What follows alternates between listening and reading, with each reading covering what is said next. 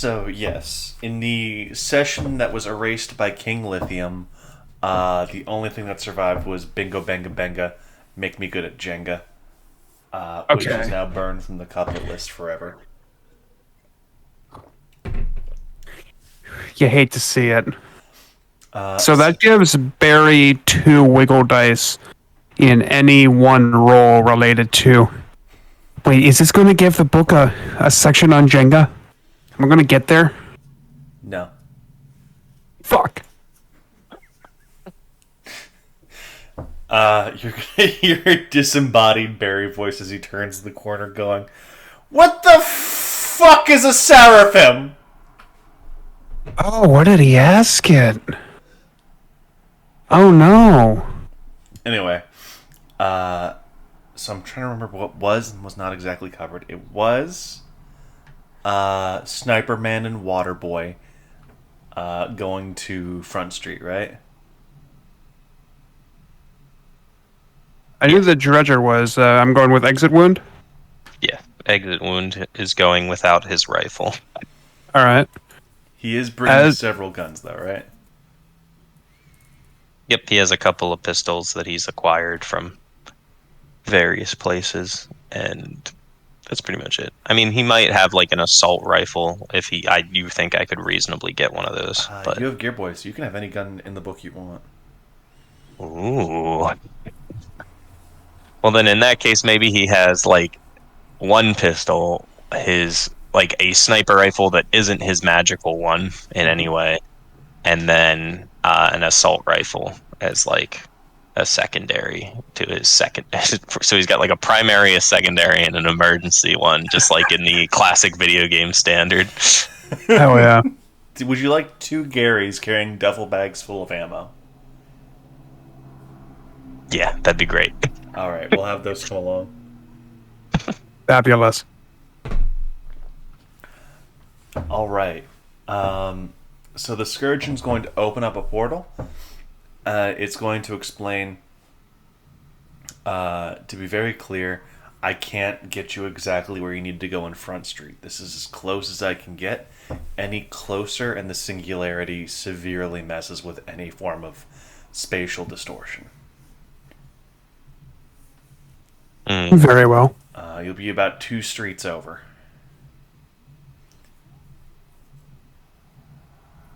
Thank you for the effort.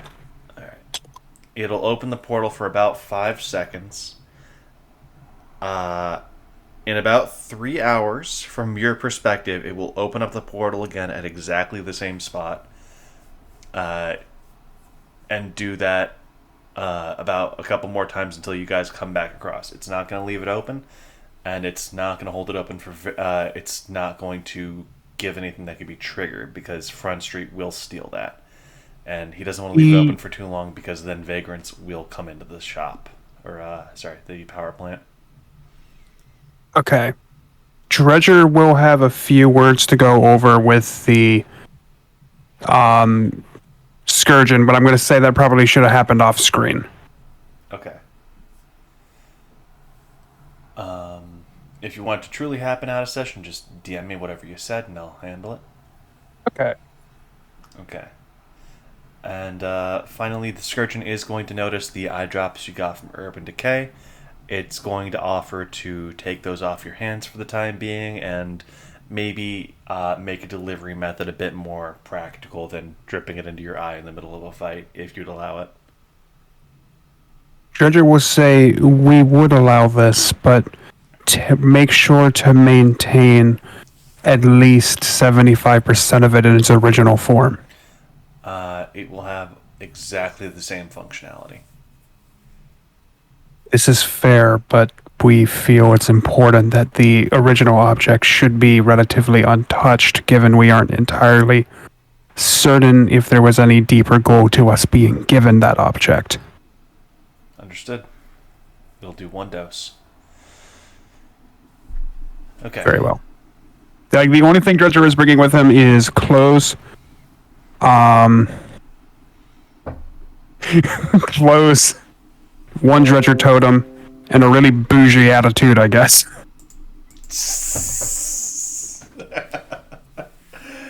All right.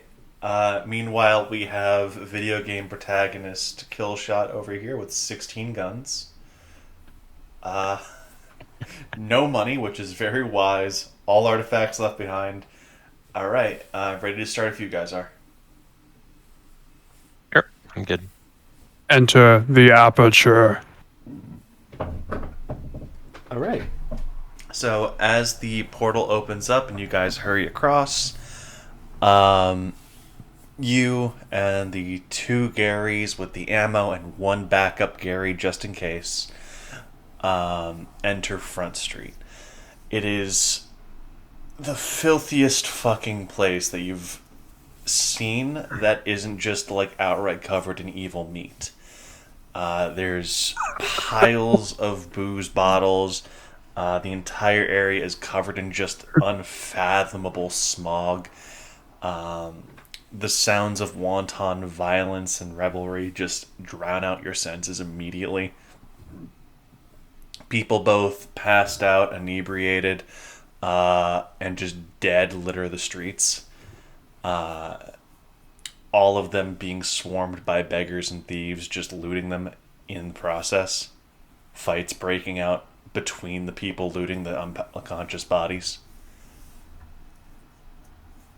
Horrific. Right where you're standing, a man gets thrown out of a fourth-story window at a bar and just impacts the ground right next to you, and you see a beggar go, "You gonna eat that?" Dredger looks down at the man out. Can I get a perception check on what this man is like? The one who hit the ground, or the one who's asking, "Are you gonna eat that?" One who hit the ground. You don't need to roll. He is dead. He is tomato paste, my man. All right. Dredger says, "Not today." Awesome. You see the man run up with a jar and start like cupping at the air. Eventually, he claps the lid together. It starts glowing. "I got a soul for sale!" Starts running down the street to the nearby pawn shop.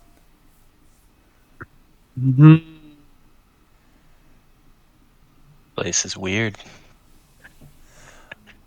Did him What's taking the soul change the nature of the slime? You see flowers already growing out of it, but the second a butterfly lands on one of the flowers in like a picturesque... Oh, it's a metaphor for rebirth. One of the flowers just fucking eats the butterfly. They are carnivorous. Dredger turns to the exit wound and says, "We did not expect to be so reminded of home." You hear like 3 sharp pen clicks from directly behind you guys going, "Well, I do hope you find Front Street to be your new home. We do like to welcome all newcomers, but we do have a minor issue. Hey, if you could just look over here." I have passive perception on my hearing. Can you give me some? So, Can I go locate what this guy looks like and what he's offering us? I'm he so looks- hesitant to even look at him. Yes. This is I'm- fucked. Every warning sign in my body is just like, this is a trap. So, with your passive perception, you can tell he did not walk up to you. He did just appear. Like a corporate flunky, which does not track. Hey, What's is my that? microphone still working? Yeah, you were tearing a little bit, it sounded like. Okay. I think my microphone was having some issues. But yeah, he did not walk up to you. He did just appear. He looks like a corporate flunky, like a full-on button-up shirt, black slacks. I guess you wouldn't know they were black, but he has a clipboard and pen. That does not track with the aesthetics. Everyone else here looks like some manner of like absolute like impoverished gambler or whore. Those are the 2 flavors you're seeing around here.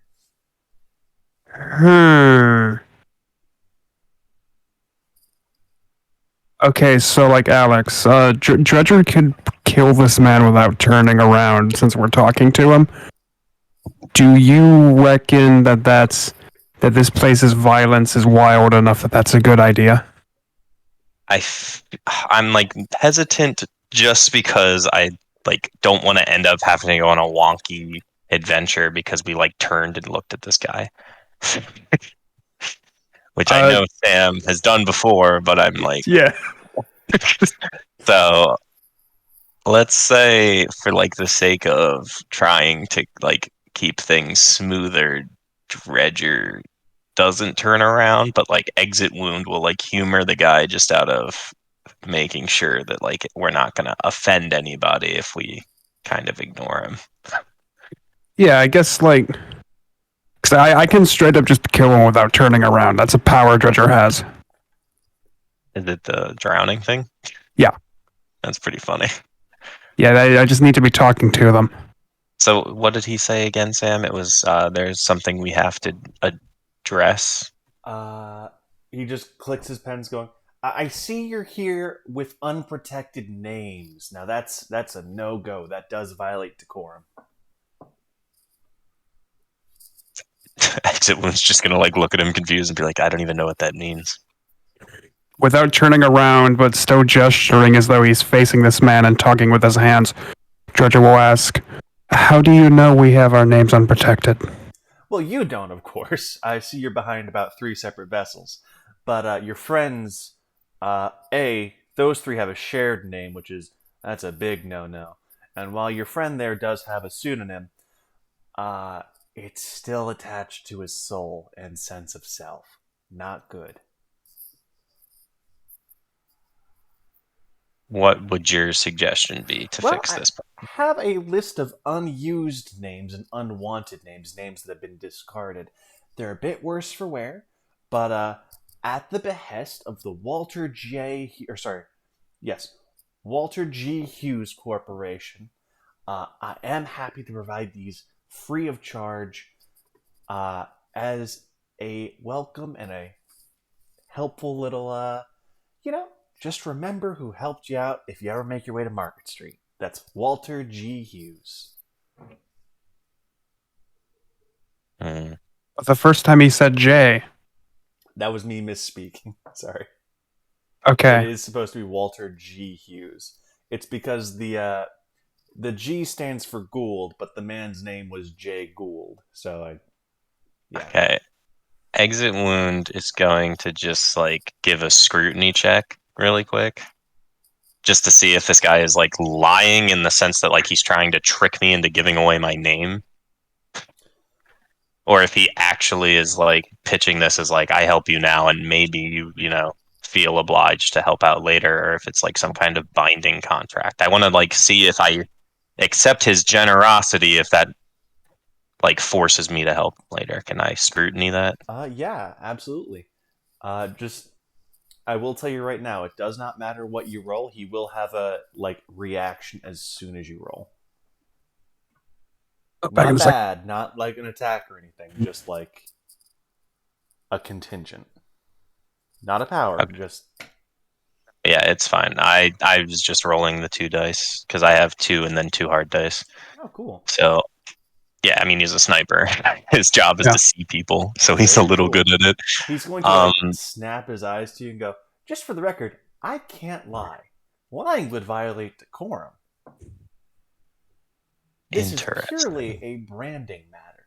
Now, I will say, I will not take your names. Not without good reason. If I am slighted, you are in Front Street. But, no, this is purely a branding initiative. I will say, just so we're clear, 1, these names will not protect you if you violate decorum. For an example, he gestures a hand over to an open bar. You see a man surreptitiously drop something into a lady's drink as she has passed out on the bar, but the second the pill goes to drop, her arm breaks and snaps to grab the man's wrist. And in Latin, you guys still somehow perfectly understand. She says decorum violated. And then people just who were previously unconscious or not paying attention just snap and they tear into the man. You see the woman actually grab his screen from existence and rub it into the rim of her glass. And you see her drink become carbonated again. Roger says to no one in particular, this place truly does remind us of home. Exactly. Now, these names, they are temporary. You don't have to keep them. They will. They are unwanted for a reason. There's a reason these are free. Okay, let's hear the list. All right. Do I So the pick first one, or are one you just is gonna give me one? the first one is Leadfoot. Hmm. The second one is Cotton Tongue. Third one is Mouse. The fourth one is Cursed. That is both the name and what it is. And the fifth one is Rabid. And I'm assuming that these are going to apply some kind of condition upon us using Very the name. likely, yes. In that case, Oh, I and there think. is Bumble, but I wouldn't recommend taking Bumble. What does Bumble do? You will bumble. Am I allowed to ask that? Well, the manifestation's different for everyone who has the name. Everyone represents a different archetype. But it is unfortunate. Gonna hideously contort you into Columbo.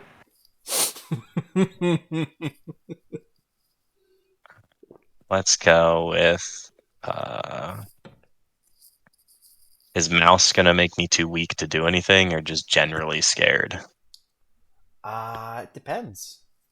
Basically, what that means is I'm going to roll a d10 every time the name will manifest, and something will happen based on archetypes. Leadfoot sounds like it could be funny because I have this image in my head of you turning into some kind of like really, really apathetic Flash. Like you're not the reverse Flash, you're the perpendicular Flash.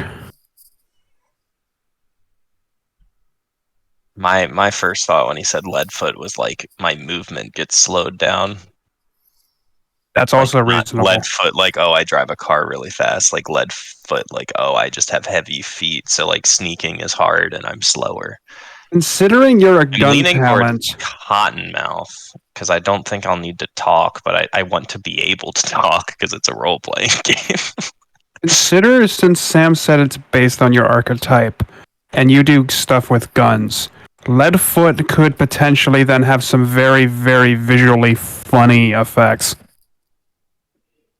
Sure, we'll go with Leadfoot because Tom wants to see me suffer. Just imagining your feet turn into shell casings, like, this is super inconvenient. Fuck. So the man's going to go, excellent. He's going to scribble it on a name tag, just gently place it on your lapel.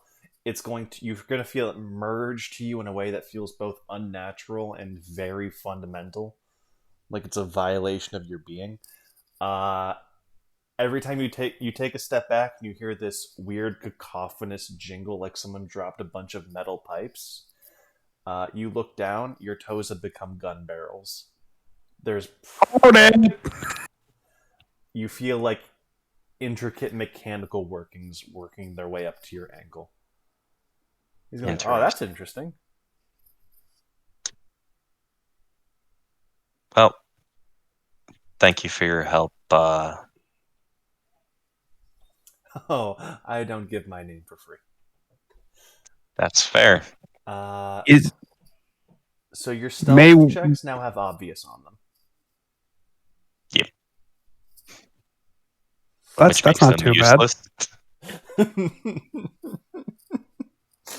Judger will ask. I roll so high that no one can see me; they can just hear me, and they're like, "What is that noise? The fuck is happening?" Get Skyrim, slut. Judger will ask. This is considering what's happened here. Is it what we, as you may have noticed from being able to determine the number of vessels, are from a region of fairy. Are there any parts of local decorum that may differ from fairy traditions? For example, we saw you just given our friend a name tag. Is it appropriate to wear a name tag with an epithet? Yes. There's quite it's quite a bit more base around these parts than what you might be used to. As a general rule, decorum is less a hard rule as it might be for you people. For example, if you're alone, people aren't going to care about decorum. They're just going to try and gut you. But generally speaking, lying is not allowed. Unjustified violence is not allowed. Like, for example, if you get caught in a game and you catch the other person cheating, you're well within your rights to rip their jawbone off and disembowel the man. As long as you let nothing go to waste, of course.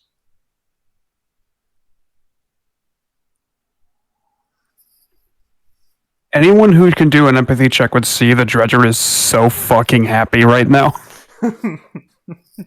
Place is great.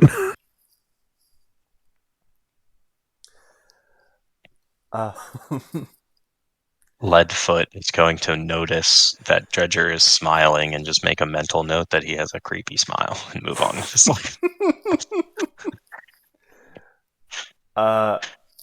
One of the Garys leans in. Boss, we'd really like to get on this name thing. Which one are you taking? Dredger will say, we do not need to take one. Ours is already protected. Sure. However, Dredger will ask, and he still hasn't faced this guy, by the way. Dredger will ask, have you any names suitable for a collective? Oh, yes. The mouse tag. It falls under the purview of the Rat King, I believe. So it can be applied to a collective very easily. Sounds like a winner. Yeah, Excellent. that tracks. He flips the mouse tag onto one of the Garys. One of the Garys gets like 2 big mouse ears that pop out immediately. One gets a rat tail. One gets just fucking buck teeth. They go, oh. Oh, that's kind of fucked up. Okay. Mouse isn't any worse than what you have already experienced? I mean, like, I guess not. It's not going to get worse, right? The man clicks the pen like 3 more times and goes, actually, the longer you hold a name, the more it will insert its influence over you. Work quickly. Interesting. So we gotta move fast. Thanks. Now, I'm going to assume that this man who can't lie was telling the truth when he said that Dredger's name is protected. Oh, your true name, sir, is protected. This one can very easily be stolen. Eventually, they will peel back the layers. Assuming, you get caught, which you might not. You seem very competent. Dredger will, however, move a moment and take from his wherever it is he keeps these things, he'll pull out the soul and true name of, let me look at my notes, Angus Michael Way. Alright. Alright, as long as you're using that, you'll be called Angus. Yeah, because I did not think it would come up or be important, but Dredger himself is kind of a distributed entity. More across time than other points, but he has, one pocket is full of dreams, and one pocket is full of, like, the souls of 600 dudes he's possessed in the past. Fair enough.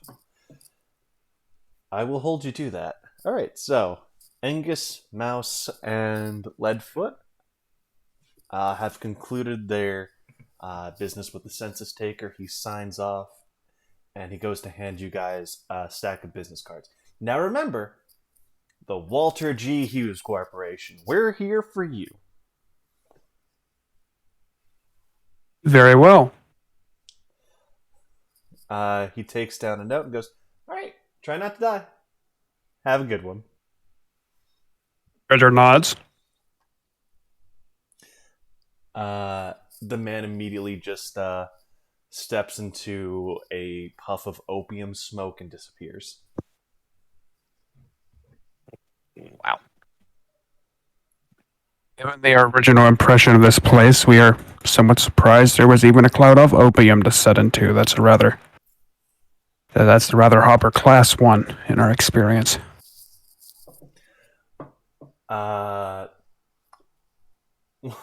You hear one of the street bums go, "Opium, high class, pshaw," as he fucking holds a crack pipe over a dumpster fire.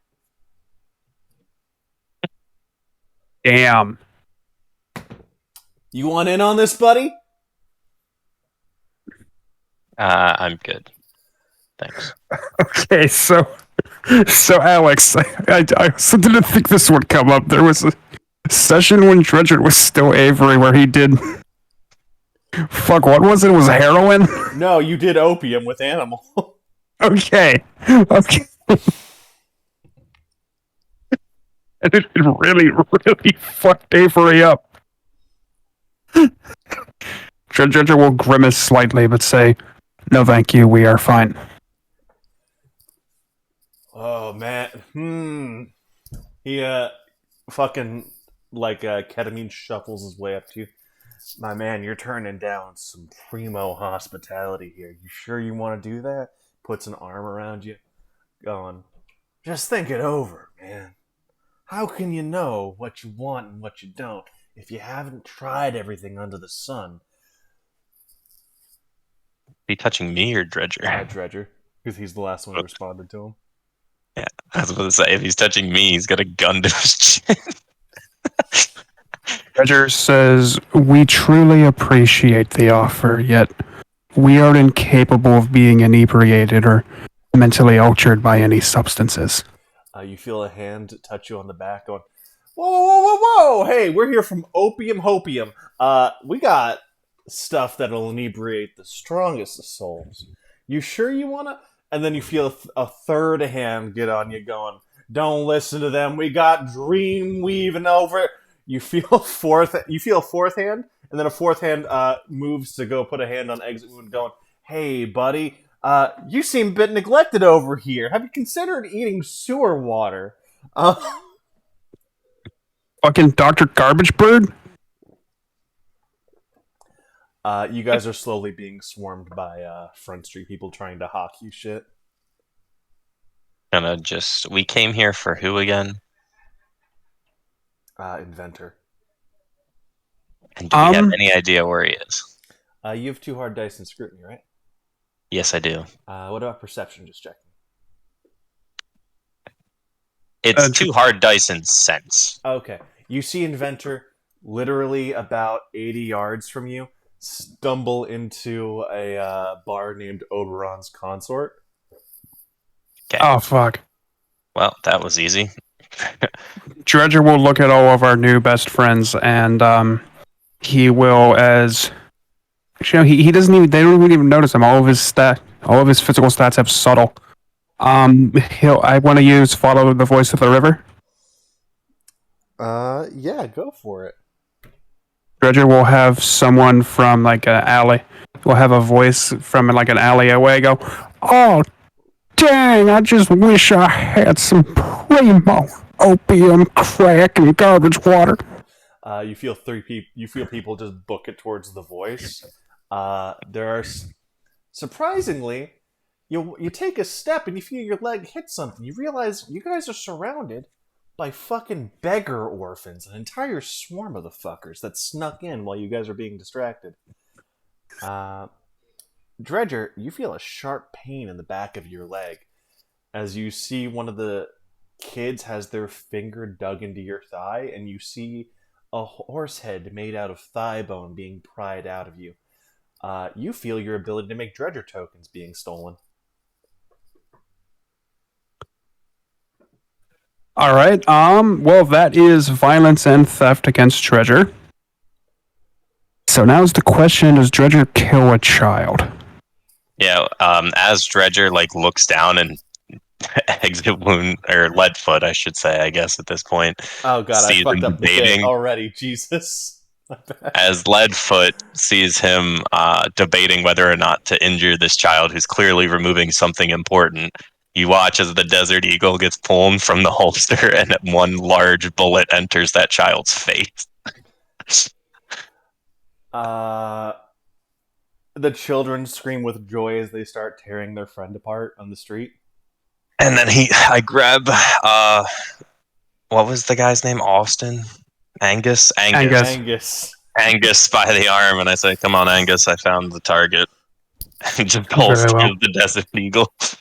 Mouse pipes up, going, "Okay, why do the names sound right now? Why can't I? You had other name, right?" It's fine. We'll fix it later, Mouse. Just come on. Okay. Angus grabs the piece of his body that was removed and just very gently puts it back in. Wound closes almost immediately. Yeah, no damage was actually done. As you guys make your way about 10 yards down the road, you hear a window crash. Like a window, like the sound of crashing glass, and a lady screaming. She goes, "Hold on right there, you mousy fuck!" As one of the Garys, who, from your perspective, has not moved, and this window was about 30 yards away from you. This shop owner comes up and goes, "Your friend just broke a window and killed my pet turtle." As you look over to the broken window, the pet shop, the pane of glass, a large chunk came down and just decapitated a fucking turtle. Its blood is everywhere. One of the Garys goes, "Well, that's obviously bull," and then he looks down. He is covered in blood. Well, I got a lot of passive perception or permanent passive perception and 3 hard dice of sense. So let's see what's going on with this. What's going on with this turtle? This turtle was decapitated by broken glass, and now Perfectly mundane turtle. As you were looking around, exit wound, Leadfoot would have noticed it did look like something hit the glass, but it was unimaginably fast from his perspective.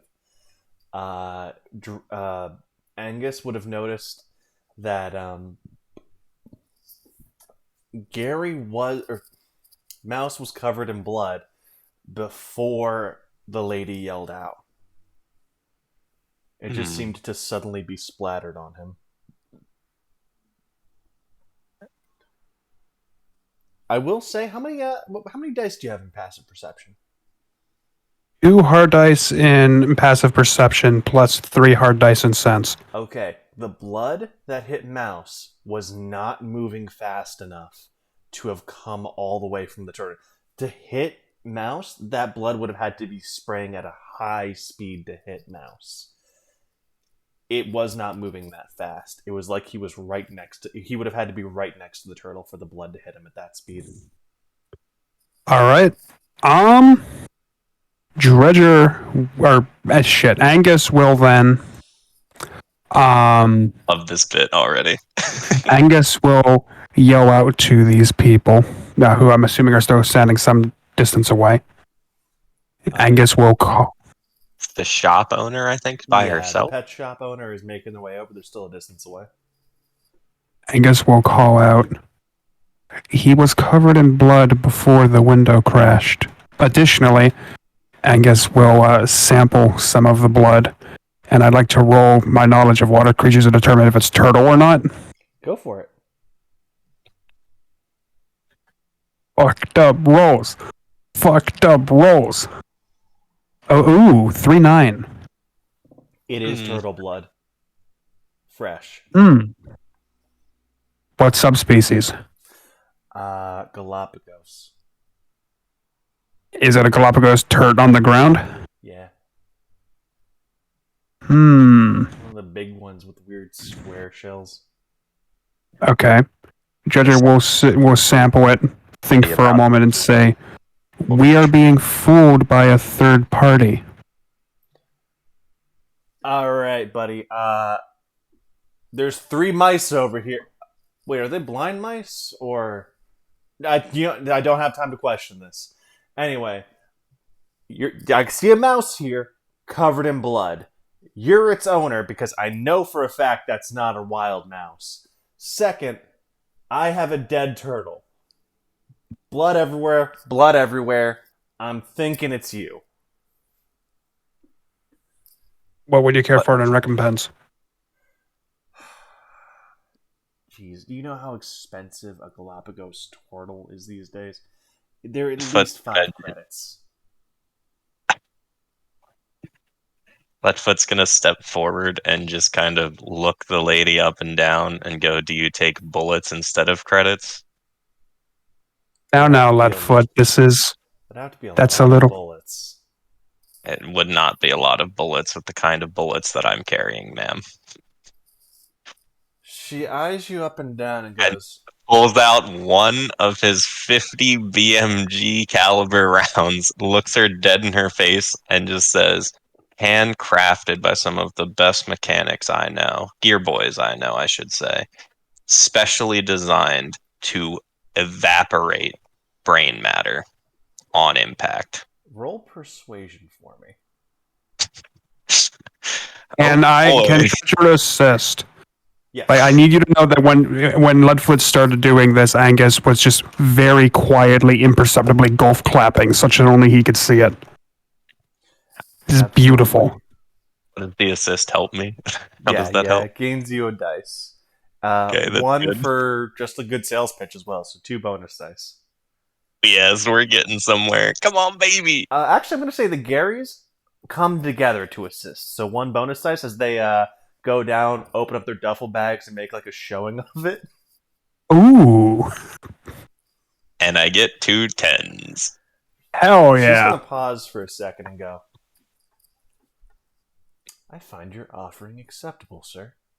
She snaps her fingers, the bullets disappear instantly. There is now a turtle made of bullets in front of the pet shop. It is eating the dead turtle.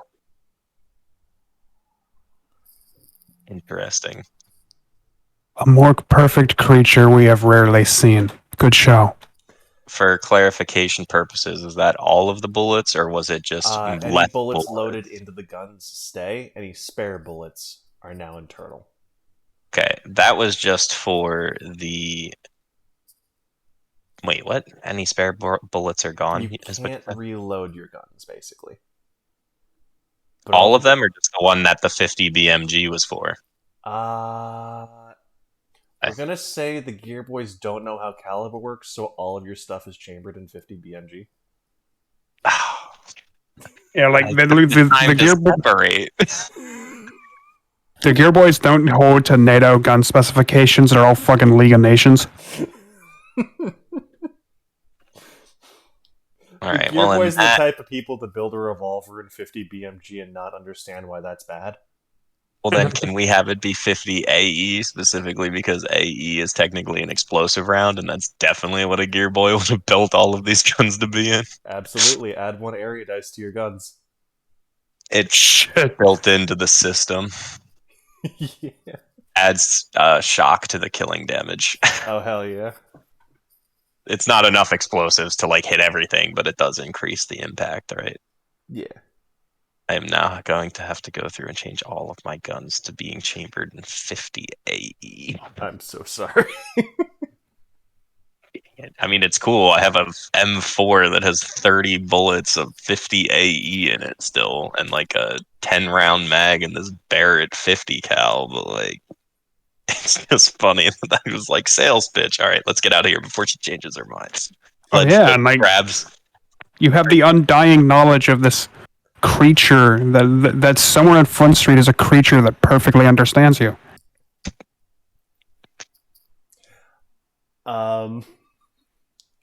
As you guys pass, you see the front of the pet store stretch out like elastic, and another unsuspecting guy just bumps into the glass as it fucking decapitates the bullet turtle as he gets gunpowder all over him as it's carried across this stretched space as a second window breaks. You hear the pet shop owner go, "You bastard, you just killed my turn!" as the cycle continues.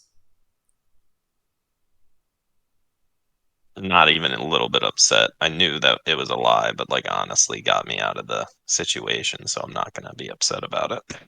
You did incredibly well, friend. Yeah, I mean these bullets are free.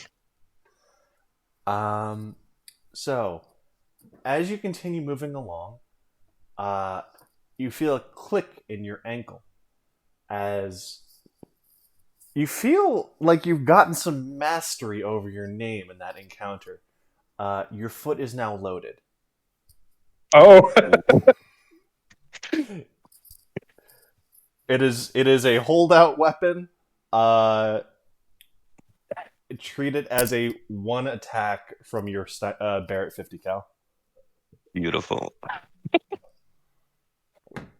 My sniper rifle's gonna fuck these people up as I point at my foot. Ah, um, now, as you guys make your way down the road, um, it's weird. Oberon's respite looks way more than 80 yards away from you now. And in fact, it's not straight down the road, it's actually at the end of a forking path. That is weird. I'm going to need you guys to make a navigation check for me. okay. While doing this, I would like my friends to acknowledge the thing I've just put in Evil Squad. Good thing I wore my AR Jordans. I'm hoping that you have better than a 2 in navigation, so I'm gonna assist you, Okay. Angus. Angus gets the 2 4s. Okay. So you realize you are absolutely being baited by whatever entity is controlling this street. Oberon's respite is getting exactly as far away as you walk towards it. Walking towards it directly is never going to get you there. Hmm. Um.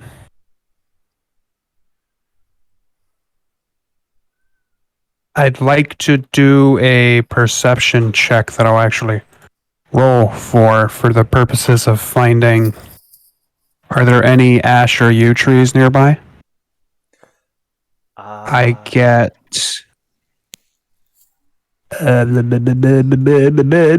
6 10s. okay. So, you know what? That's good enough. As you look down an alleyway, you see the weird hyperfluorescent street lamps turn. It's like they get turned back in time as you look down this alleyway as the lights get posted at every street corner.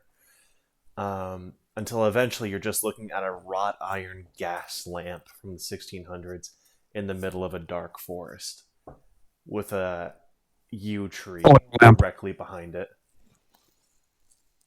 All right. Dredger will remark to. Or Angus will remark to Leadfoot. We never really determined what happened to Oberon. One day he simply was not there. It is possible he is here, and we see a yew tree over there. Several trees are sacred to him and his, and one can enter Tirnanog or Magmel or any of the others by as walking a specific path around them. Perhaps we should move to the tree first and see if we can't find our way into the bar that way. Leadfoot just responds with, sounds like as good an idea as any. I have no idea how this place works. Mouse lets out an affirmative squeak, and then he just clasps his hands to his mouse face, looking horrified. Mouse, this truly and honestly cannot be the worst thing that has happened to you. He squeaks argumentatively, and then just punches himself in the face. Very well. It's all right, Mouse 1. We'll get you fixed up when we get home. He squeaks as his name tag changes to Mouse 1. The other one changes to Mouse 2, Mouse 3. Mouse 3 goes, oh, that's concerning. It'll be fine, Mouse 3. Wait, I thought I was Mouse 2. Wait, aren't you? And then you see, like, their features just swap as they go, oh, this is bad. No idea what you're talking about, Mouse 2. Let's go. No, I'm Mouse 1. Wait!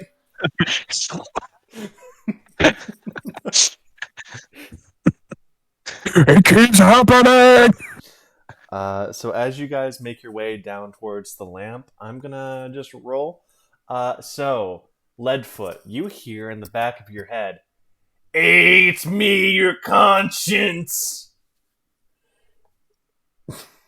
You done a lot of bad shit, kid!" Yeah, literally, not the one. Like Leadfoot is literally saying this out loud to the voice in the back of his head. One, no, you're not. Two, God, the fact that you think my conscience even sounds like that is offending to say the least. But Hey, what's wrong with how I sound? I mean, I is your conscience. And three, if I gave a flying fuck about anything that I've ever done in my entire life, I sure as shit wouldn't have done it before I did it. So whatever you are, quit talking to me before you owe me money. You know what? Fuck you, kid. As it pops over to fucking Angus. Hey, it's your friend Leadfoot's conscience. He's being a real dick. Leadfoot's conscience will, for the briefest moment, it'll be talking with Angus. And then it'll be on a foggy island with a lighthouse in the distance. So the fattest Italian-esque man with like 16 gold chains and 50 rings per finger is gonna wander into the island and go, "Hey, what the fuck is this?" The Italian man will hear the water break. Alright, so you guys just hear screaming. And Yeah. then silence. See, I knew it wasn't my conscience. I would never scream like a bitch in the face of death.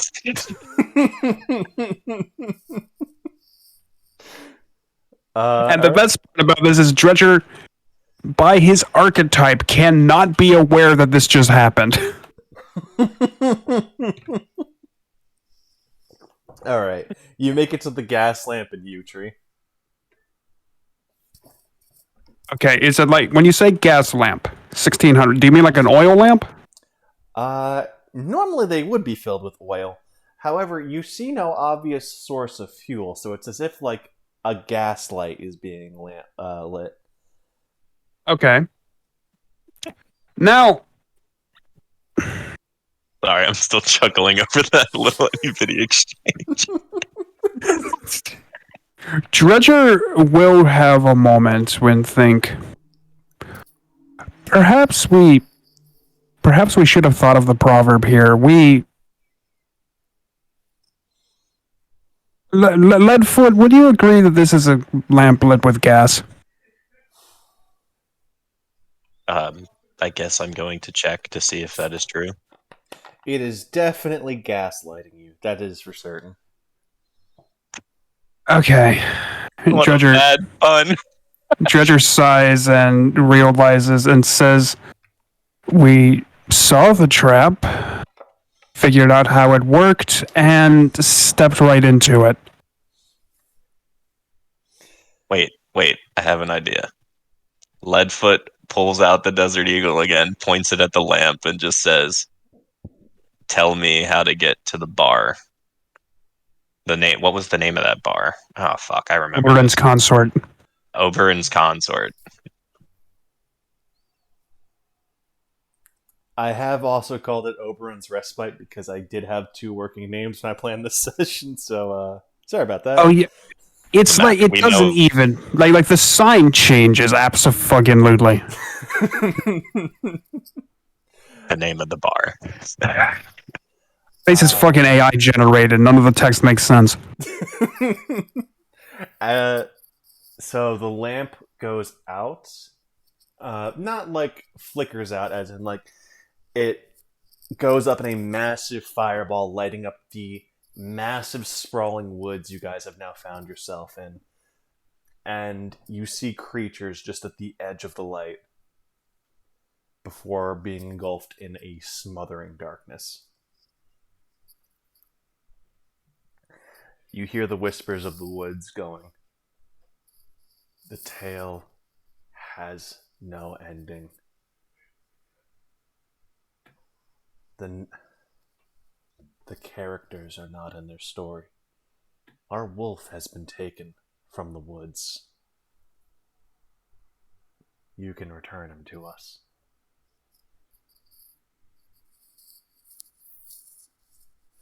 Hmm. So I have an idea here, but it's going to make Hub Squad mad at me. Means it's probably a good idea. I like this idea already. Rogers says, "Indeed, we could, yet we are on a quest of our own and need to make haste. Yet we know one who walks the narrative more closely than any being we have ever encountered. We would direct you to the name Captain Dumont." You hear the forest give this shrieking hiss as the trees sway in a sudden gust of wind. "Say not his name! Keep him out of this place." We apologize for Wait offending a you. minute. You guys know him? We know of every one of his faces. He is the woodsman. He is the good captain. He is the one who saves the interloping young girl from the maws of the wolf. And he is not welcome here.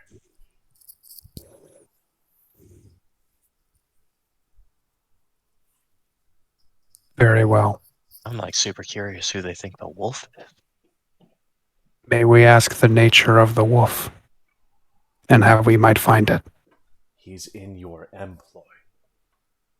He got away from us once. Once. But we still have his name. Mm-hmm. Oh, Exit Wound's gonna like internalize all of that and just kind of be like, I don't want to like upset you or offend you in any way. But when I say like, that doesn't seem like a very smart idea to want him back. He seems like kind of a bad person to be on the bad side of. He is there to teach a lesson, to teach the fear of the unknown, to rip and tear into the flesh of the innocent. Well, if it makes you feel better, he's doing that on the outside. I don't think any of that's changed.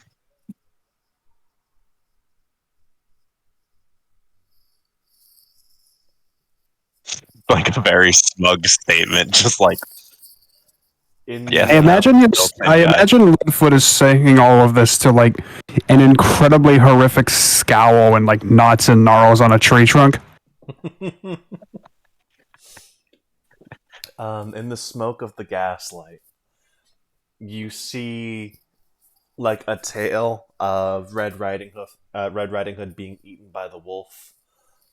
Now she just has a nice little fucking bakery with her grandmother. You see Jack and Jill being eaten by the witch. You now see them just having a nice traipse through the woods and then meeting up back with their parents. No lesson is being learned.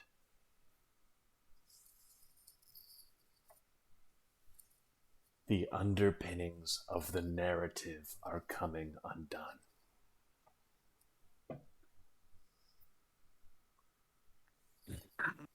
Leadfoot's gonna look over at Angus and just go, gonna be honest, man, this is way above my pay grade. Not even comprehending what we're talking about anymore. Angus will nod to that and ask, Why do you need the wolf returned so soon? Why can he not So be on that? soon? He's been gone longer than this world has been put together. That truly isn't our fault. Do you not know of the Grey Wall?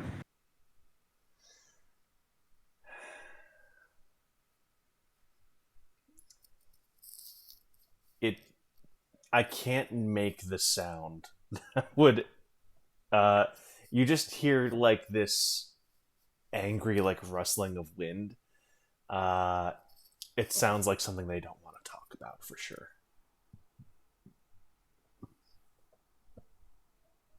In this, we seem not to be in opposition with one another, for we took the wolf from that place and are helping him reassess and relearn who exactly he is. We're not returning him early for perhaps further damage him or allow him to be recaptured. Roll persuasion for me. Sure. Let me figure out how many. I never remember how many I'm supposed to actually roll on that shit.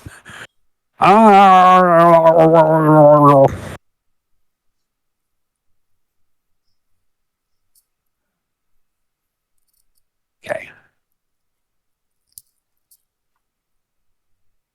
Be right back. 710. Oh shit. Okay.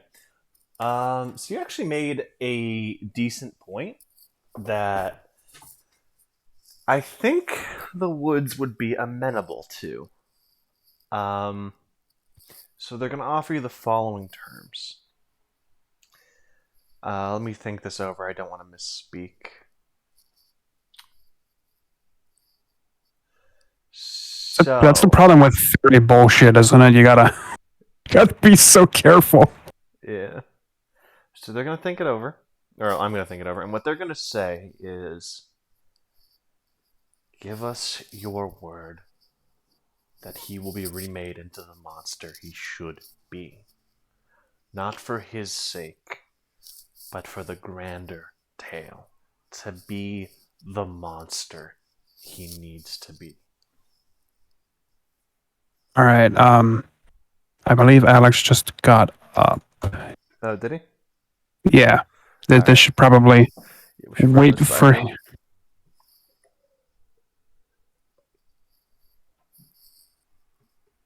I'm kind of surprised you didn't have someone roll up on this Hawk and Topamax. I mean, there are still paths left to go. You know, there's still like 90 yards to walk.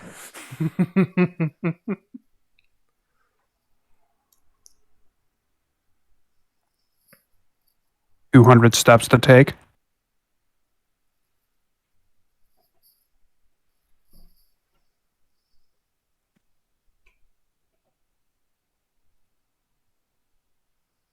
I don't really know what Angus's soul brings to the table, by the way, as the name fits more. Basically, you've chosen a very neutral name that you have dominion over. So Okay. it has no real benefits, it has no downsides. I assume that every name in the entire Way bloodline has, like, the skill of being possessed by the LDF. Yeah, but if you go through a bunch of them in short notice, they're gonna get weaker and weaker. I'm back. That's fair. What's up? Okay, so the Woods have offered a deal based on the persuasion check Angus has given them. Mhm. The Woods will give you safe passage if you don't have to return Omega to them immediately. What you do need to do is you need to make sure, based on the argument that Angus has made, is Omega needs to be the monster the Woods needs him to be by the end of his tenure with you. So he can't be like, the exact terms of that, just so we're clear, is he needs to be full on head empty, no thoughts, very little in ways of plan. It needs to be more of like a primal force of nature for the purposes of the narrative. And he needs to be the wolf has absolutely zero redeeming qualities, zero good in him. That's the kind of thing we need him to be by the end of uh, this. That's your new goal for what Omega needs to be eventually. And the Woods, while they don't, if they make this deal, they won't want him back immediately. They will eventually want him back. Hmm. So, like, the Woods want whatever made Alpha into Omega to continue until he's even worse. Just the worst possible version of himself, and also the version that's easiest for the Woods to sink its roots into. Hmm. I feel like for this version, like this universe where like, V1 doesn't exist, or like OG, whatever you want to call them. I feel like that makes sense. Like this Alpha or Omega. Omega's story is like supposed to be sad. Mm-hmm. Like it's gonna be like he himself is like a bad person, but like it's more just like trauma inflicted at this point. Yeah. And I could see that causing him to like evolve into just a deranged lunatic monster by the end. But like I'm hesitant to do it because I don't want it to like interfere with like us being able to do all the final showdown stuff. The final showdown stuff will still happen. It'll be like when Evil Squad ends, basically. Uh, unless Hub Squad does something, or if like the remnants of Evil Squad are still around, it'll either be like a Hub Squad quest or an epilogue to find a way to break that deal for Omega. You will have until the end of Evil Squad to mess around with them, though. Hmm.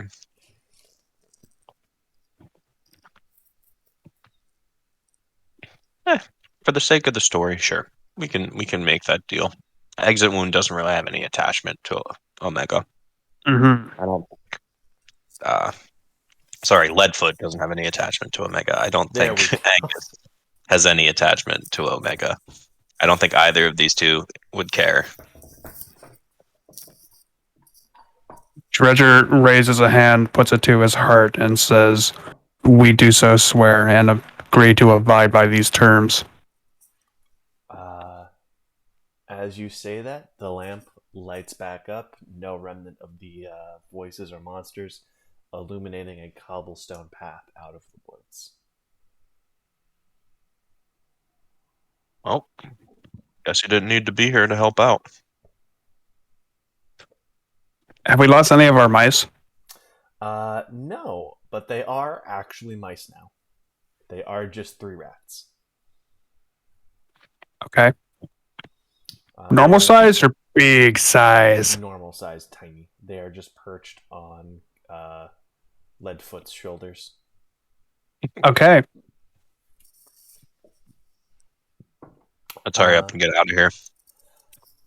They are like cartoony mice though, where they're like gesturing and they're still very obviously intelligent. I like to think of the mice from Shrek. Yeah. They're not blind.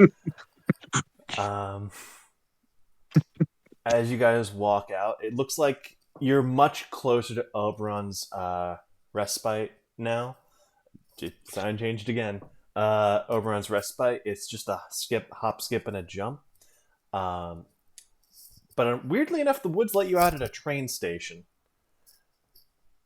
And namely, on the wrong side of the gate.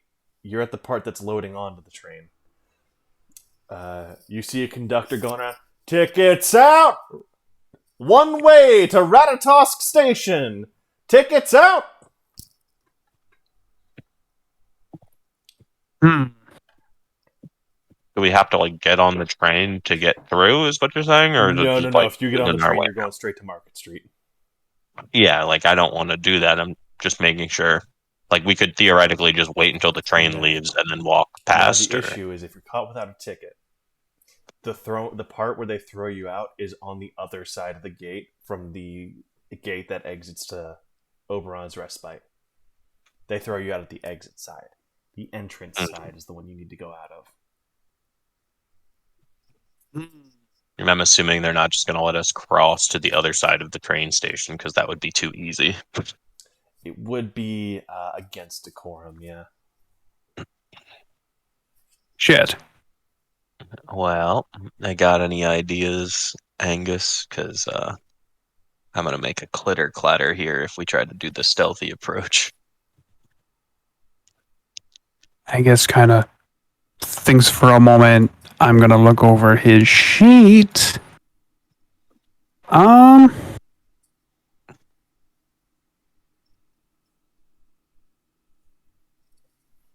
I get a perception checks of things going on in going on in this current station? Yeah. You can't really see the station's name here, but you see a throng of people having they've just fucking skipped the line and they're trying to like crowd onto the train. Conductors are like fighting them back.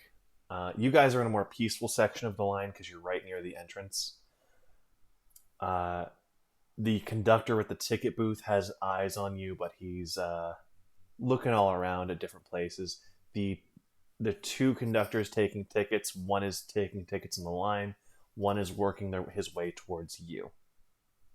We got fire suppression systems in this building? It is open air. It is cobblestone and metal for the most part. That's not an answer, however. I'm gonna say like there's like one fire extinguisher. It's halfway rusted through by the ticket taking booth. Okay.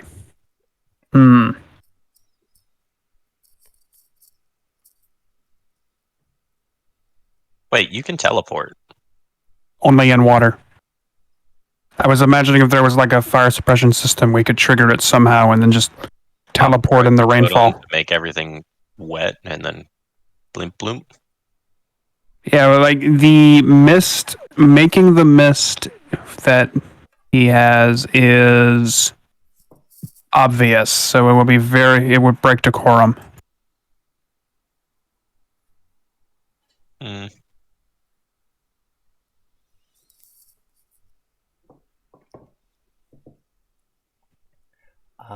You see the person in front, one of the people in front of you go, yep, got a ticket right here. Hands him a fucking like Chuck E. Cheese coupon. The ticket taker goes, oh, that's really funny. It just rips out the man's heart, sends him on his way. Man's not dead. Yeah, I'm gonna immediately attempt to be not there anymore. You just sprinting? I mean, I'm gonna. Is the crowd like touching the entrance? Like, can we weave our way through the crowd is to all the way on the entrance to the train. They are not at the entrance to the loading area. Yeah. So I think the strat is like we push to the back of the group. I feel like the way I'm thinking of it in my head is like the train is like somehow we got like thrust into like the throngs getting on the train and the entrance area is just behind us now somehow. Kind of. Like you have to work your way through the crowd a little bit, but once you get past the crowd, it's open space to the entrance you need to hop over. It is like a turnstile. It will be like at least an athletics check to get over or through that thing. An athletics check. Could I can't do a dodge. I got an idea for us. I go ahead if your I'm idea is. thinking I can use the voice again to make a diversion. Mm-hmm. And then we sprint for the exit. Yeah, I need to think of a diversion that isn't technically a lie. Sam, where do you fall in the concept of acting or like in creating a character as it relates to lying? So creating a character works so long as it's for the purposes of like a grander story or a joke. Like an expression is not lying.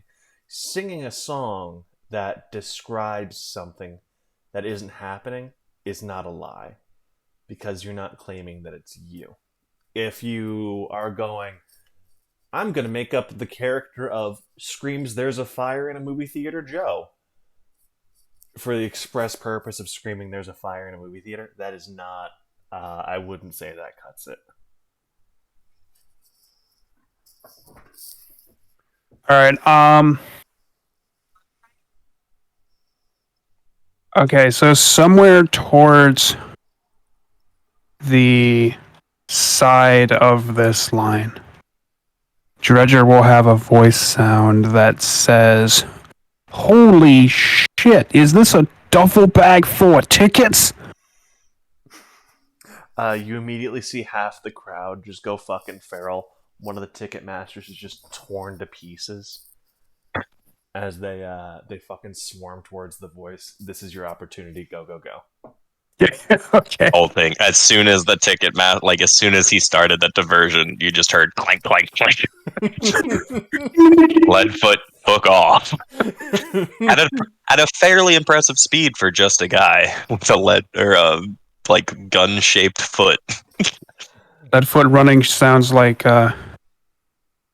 sounds like a Gatling gun and wind chimes. Delightful. All right. So you have a clear break to the exit booth. I'm gonna need you to give me an athletics check, as one of the ticket takers notices you and he's also booking. He'll reach you in around if you fail the athletics check. I got 2 9s. Oh, sick. Okay, so I got 6 10s. Jesus. So you cock your ankle and you just fucking do a gun boosted double jump over the turnstile. Fuck yeah! AR Jordans! Dredger just runs, hits the turnstile, turns to water somehow, phases through, has him. I'm like, I didn't know I could do that exactly. All right, keeps going.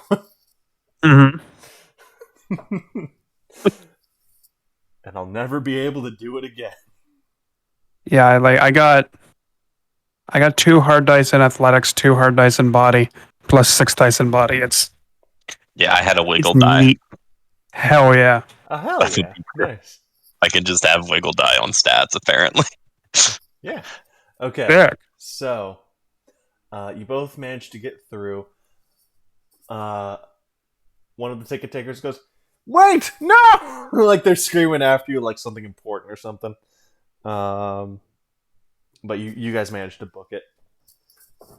You are directly in front of Oberon's Respite. Looks like there's a mix between a host and a bouncer in front of the door with a podium. All right. I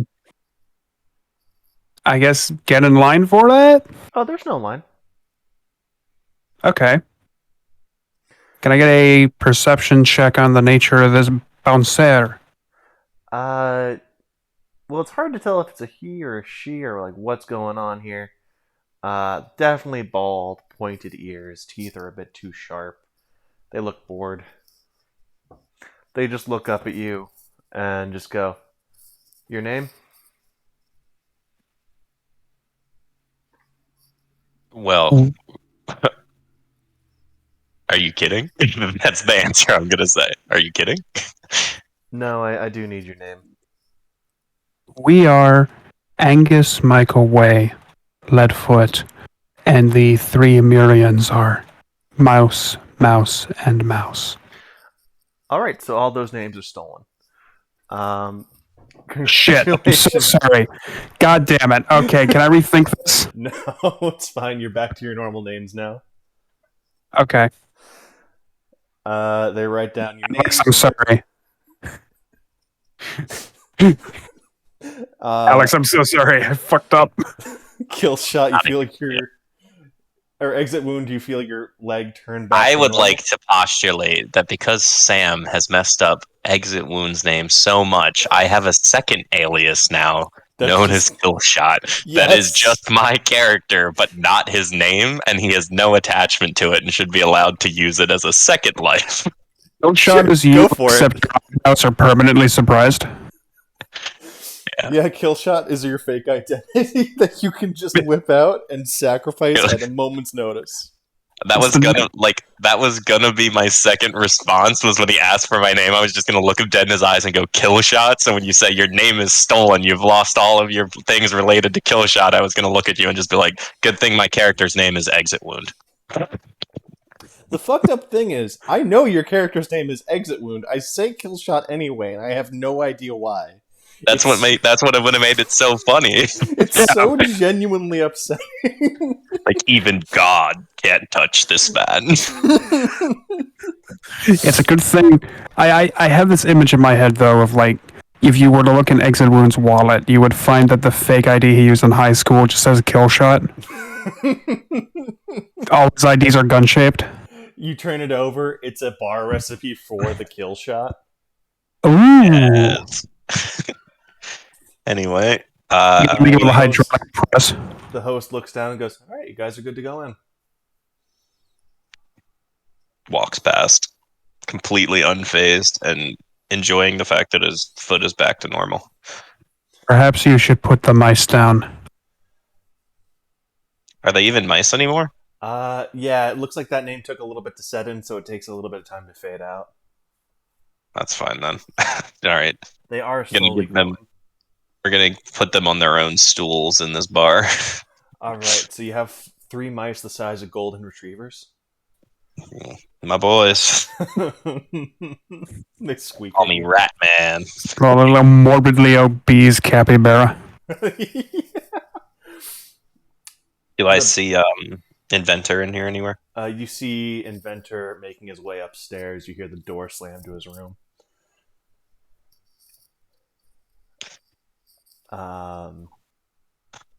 Well, Dredger specifically notices, though, a lady reclining at the bar, dressed like a prostitute, but somehow infinitely less of a whore than anyone else you've seen on Front Street. You recognize Mab when you see her. All right. Dredger will have a moment of shock, like just a quarter second looking at her and then pull his gaze away. All right. She does raise a glass at you, which is an acknowledgement and also an invitation to speak. Well, All right. an invitation, it's not voluntary. All right. Dredger says to exit. Dredger says to kill shot. Dredger says to kill shot. We need to go sit with an acquaintance of mine. Roger that, wet boy. Please never call us that again. Well, I can't call you by your real name right now because somebody gave away our shitty one.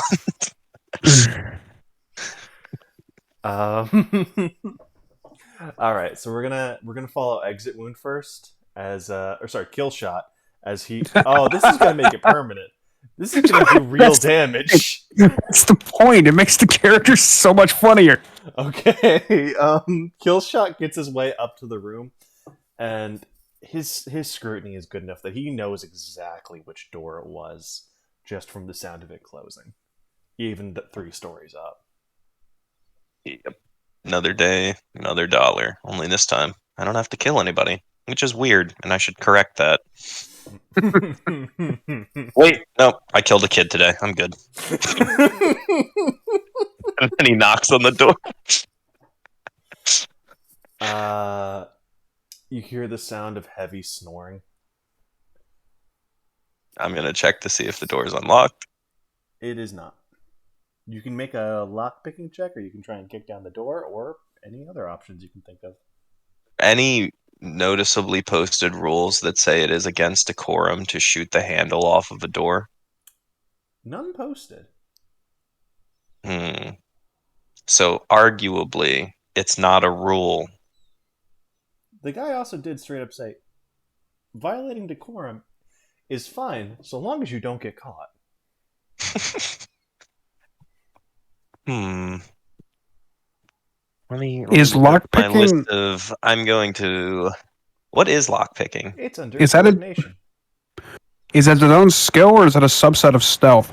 It is its own skill. Under coordination. Got 5 7s.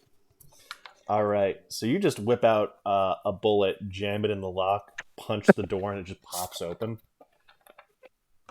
There we go. It's weird that What that do you works got? every Like time. like a varmint annihilator, like a 50, like a 50 cal tapered down to a 2.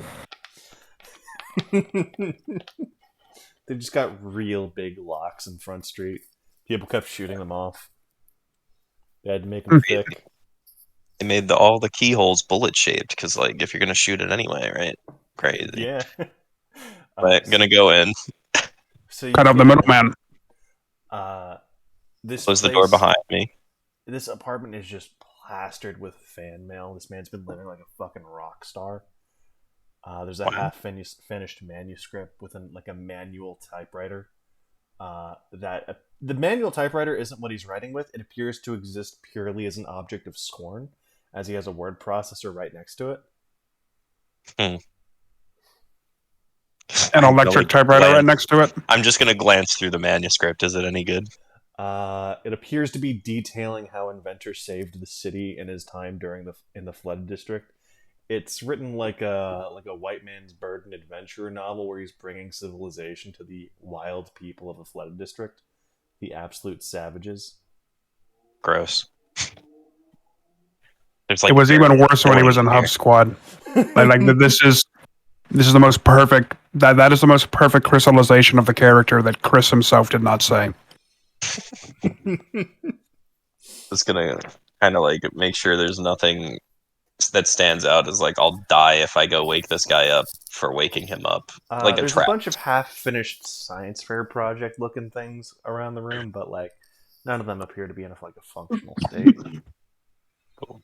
Just gonna go, over to the bed, kind of flick the guy on the forehead a couple times and go, "Are you awake there, friend?" He's gonna scream and go, "Please, I can pay back the money! I guess. Oh god! Wait, you're not with the Corleones. Don't know who that is. Oh, No, thank I'm God. Okay. not. My name's Killshot. I'm here because I have an inquiry. Well, my boss would like to make an inquiry of you, and honestly, I'm not really sure how I ended up being the one he brought along. Starting to feel a bit expendable after being here for about. Looks at his watch. I 6 don't know if minutes. it works the same way here. It's somehow almost been 3 hours. It's been a while. Anyway, Killshot. Nice to meet you. You busy? Define busy. I've been trying to make money to pay off some very good debts. Well, if you take this job, I'm about to. Well, I've already kind of offered you, but the boss man will pitch to you like the specifics. We can probably fix that for you pretty easily. Oh yeah, Money's yeah. a hard issue. Who's your boss man? Well, considering the place we're in, I don't want to say any actual names, so I'm just not going to say it. But pretty much everybody knows of him, and he has lots and lots of stuff. So I'm assuming he has lots and lots of money. This would have come up in the previous session, Alex, but consider saying that the boss is a servitor of Mammon. Yeah, I don't want to say. I Names. know that I could say that, but I don't want to say any names because I have no idea how the rules here work. Hence why we have new aliases as soon as they took our old aliases, Tom. That's fair. I'm just under the assumption that 1, that name itself is an alias, and 2, anybody who tries to steal that one specifically will be super fucking dead. I think it's fine. I think he gets the point. Okay. Anywho, all of this internal monologue later. Anywho, He rubs his hand together and go, "You had me at money. All right, let's get out of here. They probably already have a hit squad coming after me." All of this internal dialogue is like, hey, I live, bitch.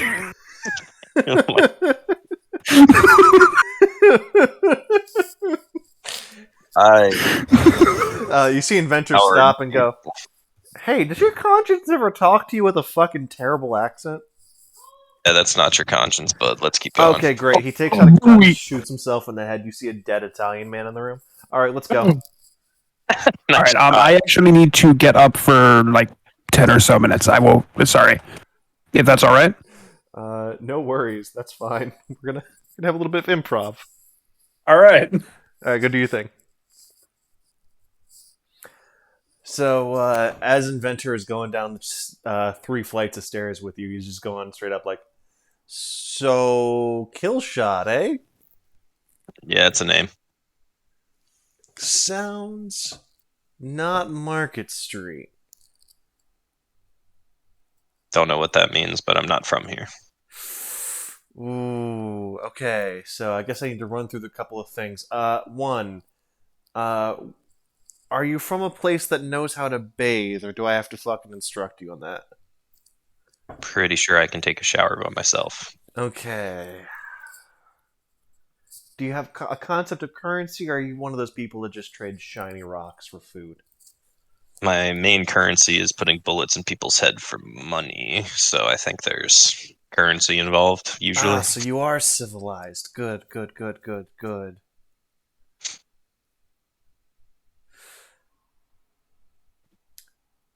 Now, do you know what electricity is, or are you going to try and burn me at the stake for being a witch? We live in a power plant 90% of the time. Oh, excellent. So you're not in the flooded district. No, but there is a lot of water. Mm. Mm. Okay. You sure it's not the flooded district? Honestly, I don't think Exit Wound knows the name of it. Is it the flooded district? Is that where we live? Yeah, the district you guys are stationed in is the flooded district. If you don't know the name though, that's totally fine. Oh, That if makes- Exit Wound would have even paid attention to that part of the brief. Yeah. Like 100% confidently is like, I don't think so, but there is a lot of water. Yeah, I don't think it's the flooded district. It's gonna. Oh, thank God, that place is a fucking hellhole. People couldn't drag me back to that fucking place. Wow, sounds pretty bad. I mean, I made the most of it in my time there. And then it just fucking regales you with the most obvious bullshit story. It's like you ever read A Stranger in a Strange Land? Yes. It's like that, where he's just taking a fucking lover every other page. Weird, like, shit that don't make sense. You see, like, the kernels of a true story, and, like, they're the best part of what he's talking about. But it's just rendered so fucking gross by, like, you can tell he's obviously putting words in people's mouth to make himself look better. Mm. It just nods along. Wow. Incredible. Yeah, Very the story really sold like hotcakes in Market Street. Funded a lot of drugs, let me tell you. Ooh. Anyway, speaking of drugs, I did run out of money, and now I'm in massive debt to the mob.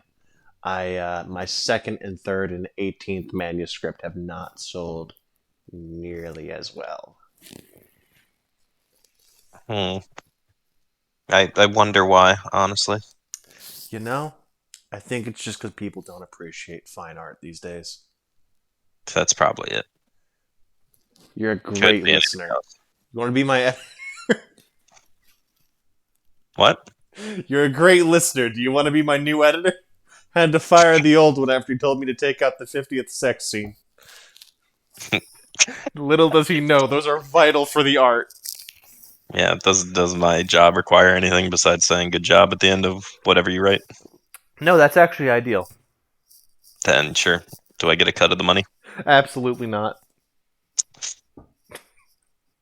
You drive a hard bargain. I may give you some leftover cocaine every now and then. How about instead of that, I'll be your editor if you just agree to work the job with us. That's in addition to the normal payment. Oh, you drive a hard bargain. I've been told. One last question. Will it get me out of Front Street if I take this job? Front Street where we are right now. Yeah. Yes, you'll be out of All here. right, deal. Had to clarify. I like the idea that just he has no idea where he is at any point in his life. Like, people just fly him to locations and then he does a job and leaves. The Scourge inventing straight up teleportation has not helped this at all. Only, in fact, made it worse because there's no travel time. So as far as he knows, he could be in the same shithole. Like, he could be down the road, he could be on another planet, he doesn't fucking know. And he can't be bothered to care. Hey, caring does not get him paid. That's true.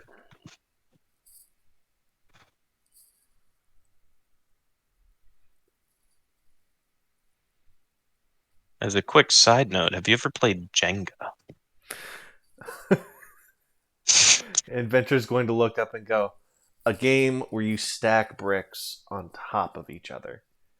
I think Yeah, I that's- have better things to do with my time. I had a feeling you were going to say that, but I just want to give you a heads up. There's a guy who takes it to like another level. Might inspire you to something, being a fellow like builder of things yourself. How far can you possibly take Jenga, of all things? At that point, he's going to start regaling him with all of the stories of everything he's ever seen Barry create out of Jenga blocks.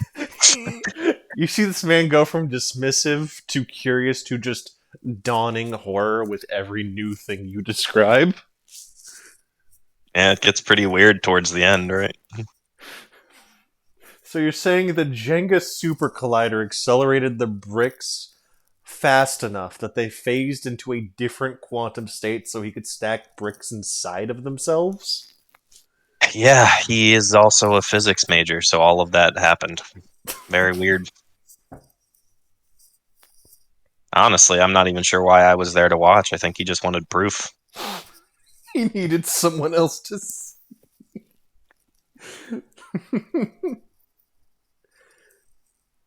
He's just gonna nod. He's just gonna nod. He's gonna think it over and go, yeah, you're definitely not in the flooded district. They don't have anything close to anything that cool. Alright. Good. Good. I feel good about this job. I feel good about the fact that there is a 0% chance I'm going to the flooded district. Oh, I feel kind of bad for him now. But Killshot doesn't.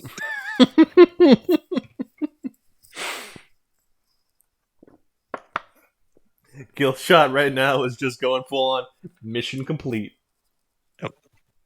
All he cares about. Honestly, I should be getting some freaking free base will for this or something. How good I did. Tell you what, how much do you have invested in like doing the job as your passion or loyalty or whatever you have it set as? Loyalty is doing the job. How much you got invested in that bad boy? Probably 2. It would have been 2 for the job and 2 for perfection. You know what? You S rank this negotiation. I'll give you both. 4 Hell power. yeah. Hell yeah. He's got 9.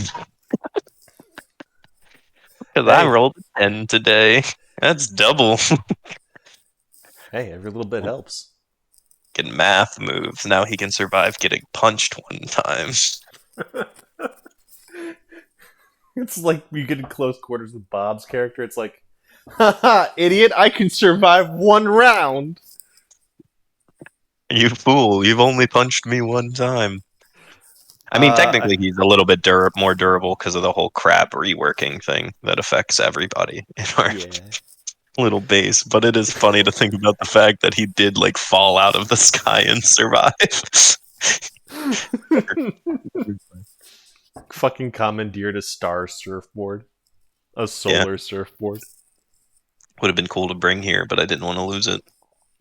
Oh, you guys would have absolutely lost it. I actually, since you guys were so good about like leaving anything of value behind, I tuned down the random encounters just a little bit because the really like thievy people would have just seen you guys and been like, not even worth the time. The upper echelon of the thieves in this land can smell poverty. We'll leave the desperate and the stupid to go after those guys. That guy over there, I think he's got a full checkers board over there. That's worth way more than the guns. I'd like to think that Market Street also has like a very weird like value system, just based off of the inhabitants' boredom. It's like gold, worthless. A fucking fidget spinner? Here's my entire royal treasury. I'll give you all this gold that I stole earlier. So, fun fact, unprocessed raw materials are worthless, pretty much. Because one of the first things Market Street cracks every single time is just energy to matter conversion. And they have infinite energy from the singularity, so they can just summon elements. So gold is absolutely worthless in Market Street. Interesting. As are like, if you have to get pretty advanced before things start being worth money. Until the merchants go, okay, I've cornered this market, time to instill artificial scarcity. It's like that, do you ever hear about that story? Do you know why onion futures are one of the few, I think they're the only agricultural future you can't buy on the open market? Like, this is a real life thing, by the way. I have no idea what any of that meant. Okay. So, when you are, say you're buying onions, right? There's three things you can buy. You can buy the land, which is expensive and not really tenable. You can buy all the onions on the market, which is actually really doable. Or you can buy a significant number of the onions on the market. But that doesn't give you the onions that are going to be grown. Well, there's a really long lead time on crops, and people bid on those. So with crops, you can buy something called futures, which are like, all right, so all of the produce from this next cycle, I'm going to buy as a future stock. So a dude bought all of the onion futures and a significant portion of the onions that were in circulation. Is this still Market Street This is or real real. world? It's why onion futures are illegal to buy on the open market. Basically, this guy controlled a significant portion of all the onions that were ever going to be grown. And what he did is once he had I think it was 60%, he was able to influence the price of onions to a ridiculous degree. And then he used those profits to buy the rest of the onions. I am the Onion King. Behold, ye scoundrel, the Eucharist of the Onion Knight. And back in those days, it was possible to corner. Global trade wasn't as developed as it is now, so he only needed to do it for a region, and he just rat-fucked it to the point where no one else could get onions without him saying so. It got to the point where the farmers were like, it is both it's not worth growing onions, but he already bought the futures we sold, so we have to grow onions now to meet the contract. Otherwise, he makes even more money. So That's kind of crazy. Smart man. So yeah, that's why they lobbied really hard, and now onion futures specifically are illegal to sell. But, Godspeed, you Onion King. Do that to any other vegetable in the future. So if I ever get rich, I should just buy all the carrots in the world. Yeah, it's a lot harder with global economies now, but it's very fucking funny. Anyway, we're gonna cut to Dredger and Mab. Mab just pushes a drunkard off a nearby stool, pats it once for you.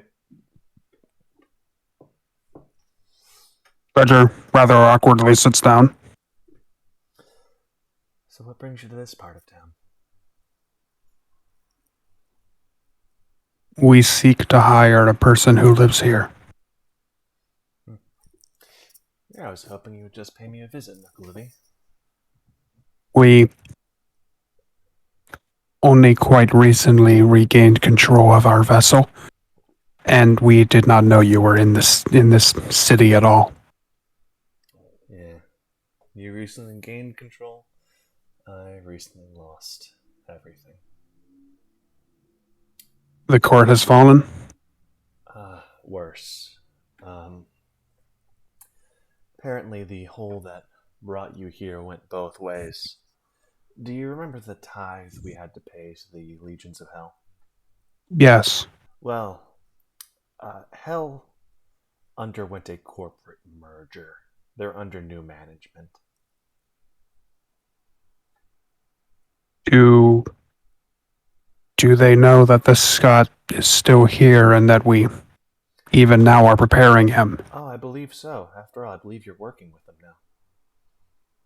Ah, Mammon. this explains quite a bit, actually, and Dredger will reach for whatever the drunkard was drinking before, analyze it. Mab puts up a hand, waves her hand, and you see a portal to the drunkard's dreams manifest as she pulls out a fresh dream ale.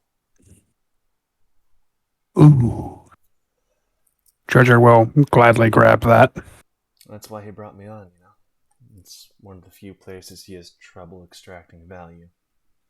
Dreams and the soul.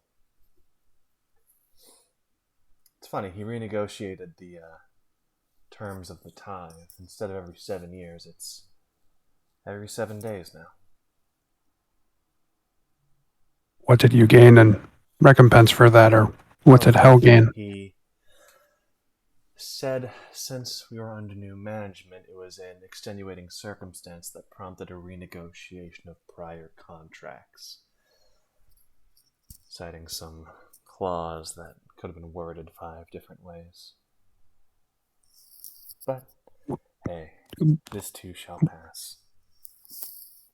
I must wonder how he was even able to enforce that in the first place, as we don't recall ever seeing a benefit for it. Simply the mortals thought that's how it should work, and so it did. There's not many mortals left back home anymore. Ah. Not many worlds or suns left either. We are not necessarily surprised by this. We've seen the tooth. Oh, it's not the tooth that did it. But back on topic. You should. Okay, wait, Sam. Can I ask you what did it in your version? Because Mammon. I also have an answer for that. Mammon fucked the entire universe. That one, yeah. Okay, no, that tracks actually. No, wait, that makes sense. Hang on. Okay, add Mammon to the list of people who should never talk to Bill.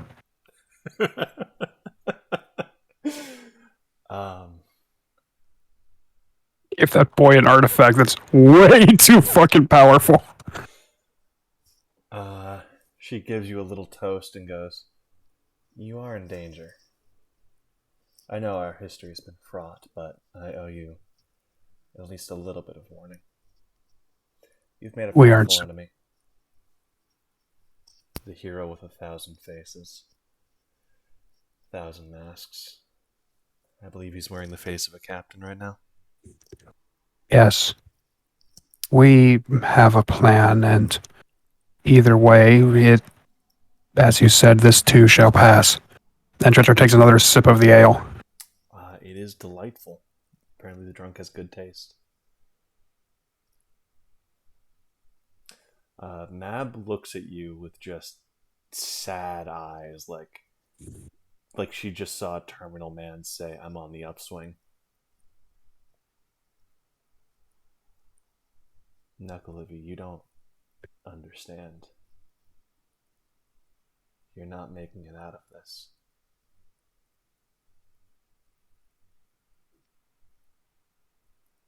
And for a moment,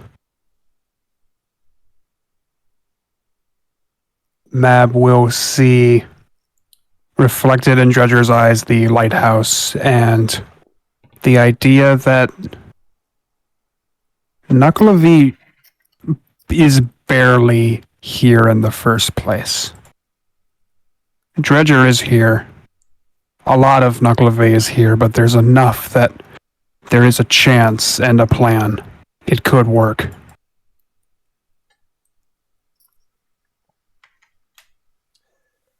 If I could give you a single piece of advice, have someone draw his ire first. The hero can only pull a unexpected turnabout once. Let's pray it's not enough to kill you permanently. Thank you. Truly, thank you. We were not aware of the nature of his power in this incarnation.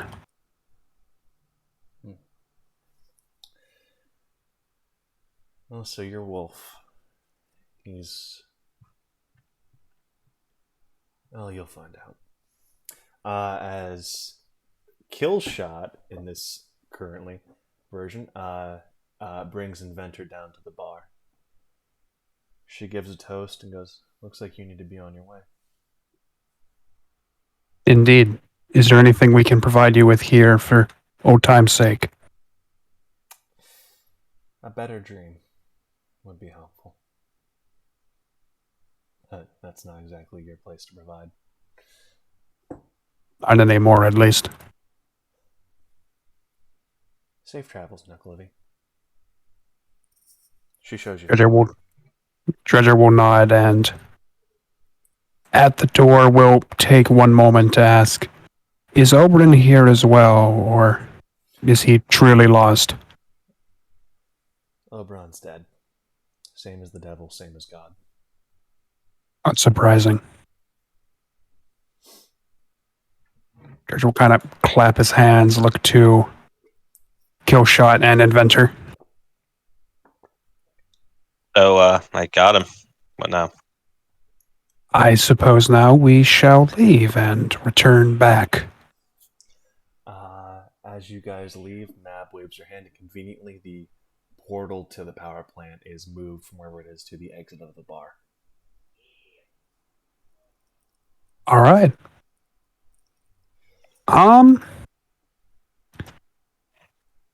Part of me wants Dredger to leave some kind of calling card for Mab.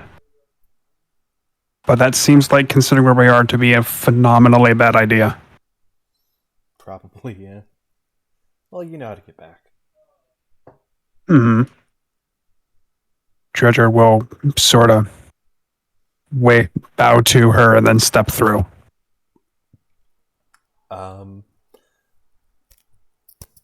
Inventor fucking sprints out like, "You'll never get me now, Corleones!"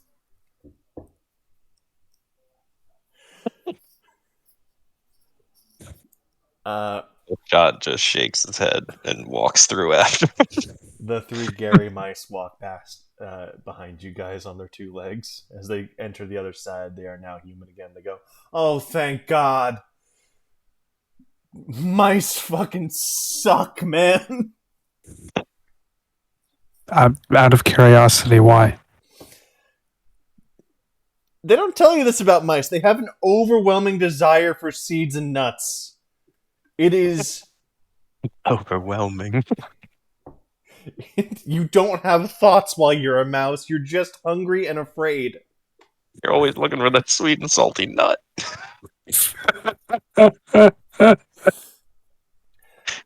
One of the Garys goes, I was ready to accept Mr. Peanut as my new God Emperor. It was not good. I don't know. Doesn't sound that bad compared to some of those people. Yeah. One of the Garys goes, wait, what was that? What did the prostitute at the bar say something about killing God? What was that? The place don't we are. worry about it. No, that's wise, actually. Thank you. You guys see Inventor, wide-eyed, slack-jawed. This is the flooded district! No! You said it wasn't, you fucking liar! You snake in the grass! Exit Wound is gonna turn to him and go, What? Oh yeah, I don't know anything about locations. Also, my name's not Killshot, and then he's gonna leave. Inventor falls to his knees and screams in anguish. Dredger says, it's not all bad, Inventor. Do you not know who we work for? Corpse eating a snake over there. Yes. But consider, and Dredger just kind of jingles the doubloon like a set of car keys. He stops and goes, "Wait, you work for Mammon?" Yes. All right, I'm on board. It's an honor to work with you, sir. Very well. So what's he like? What's he, do you have his number?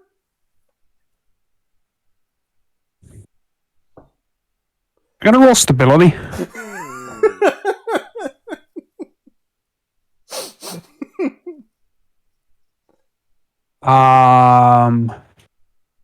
I get 2 8s. I'm gonna say that's not enough.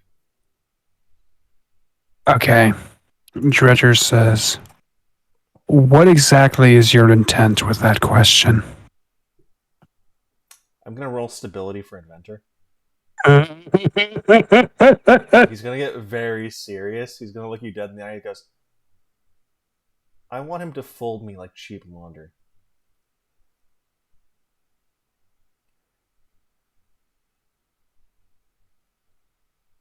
He doesn't have to respect me. In fact, it's better if he doesn't.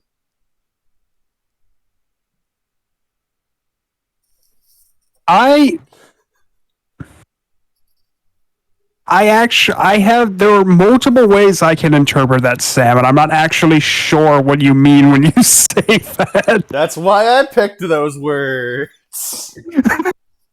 Words have meaning, and I meant them. What does it mean? You will never know. Damn. Okay. So Dredger says, Dredger will take Inventor to a small crying cube that he had the waterlogged build. This is the most garbage fucking construction I've ever seen. He just kicks it over. I'm going to build an enrichment center that can fit half an employee, and they will get twice the grieving done in half the time. We aren't entirely certain how you would accomplish better than the current enrichment center we have in this premise.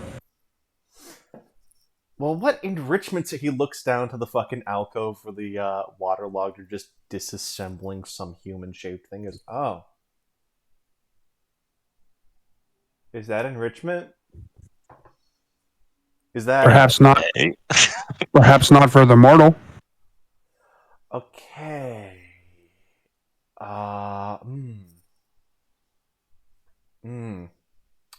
He turns around, notices the Scourgeon doing the exact same thing. You guys really like meat around here.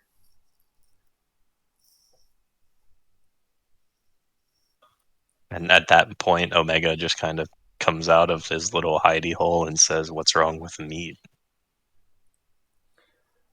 I just believe wow, you are fucking tall. What? He immediately latches onto the armor and goes, "What is this? All right. I'm noticing some inefficiencies in this design. I need to study you. Lay down on that fainting couch. I need to draw you." You need to draw me. Well, technically they're schematics, but yes. We own a fucking fainting couch? Jerry is just like, "Look, I have low blood pressure and low blood sugar. The crab refuses to help." Richard looks over confused to Dr. Crab. It's very funny. He goes back to the meat. Dredger sort of says once again, Dr. Crab has quite a sense of humor for one who's not supposed to have any emotional effect. You just hear Timekeeper yell down, "He doesn't have human emotions! He has crab emotions, which are bad!" Dredger yells right back up. Well, we're able to fully empathize with him. It's not I'm going back to the time crack. I can't. I'm just gonna work on that. It's like, realistically, there's no way that Dredger wouldn't understand the emotions that the crab has. Yeah, Dredger understands crab emotions. Yeah, because Dredger's fucking chaotic evil, I guess, but like he just doesn't normally express that. So The guy. So to clarify, Sam, Omega is going to not lay down unless he specifies that the reason he wants to like get schematics is because he has ideas for the armor specifically. he is going to immediately excitedly talk about ideas he has for the armor. They're all wildly impractical, but he seems to be confident. In that case, Omega will just lay down on that couch for a while because he's genuinely intrigued by this insanity. Now, what do you feel about having an entire section of the armor just made of eyes?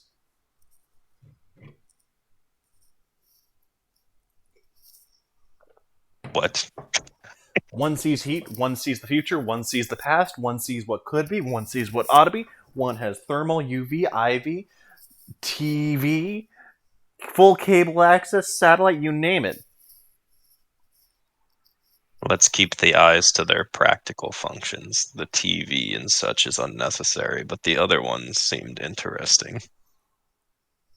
He makes a note, does not like TV. Potential editor, question mark, question mark, question mark. I like that he's looking for an editor no matter who it is. All right. One last scene with exit wound as he does he go back to his room? Where's he going? He goes back to his perch. All right. As exit wound sets up, he hears a voice. He hears his own voice just say, "Are we doing something wrong?" He looks down to a nearby puddle that was gathering from the fresh rain, and you see your reflection staring off into a destroyed ruin of Front Street, a singularity engulfing the entire thing in darkness and fire.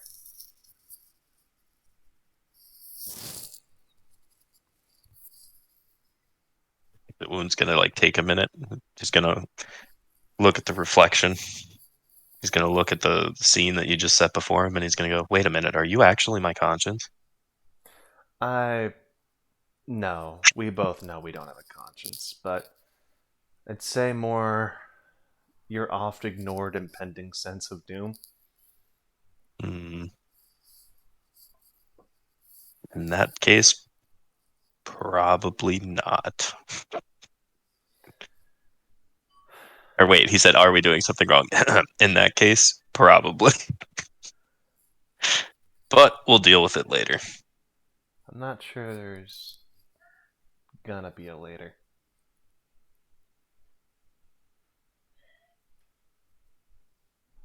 One job at a time, me.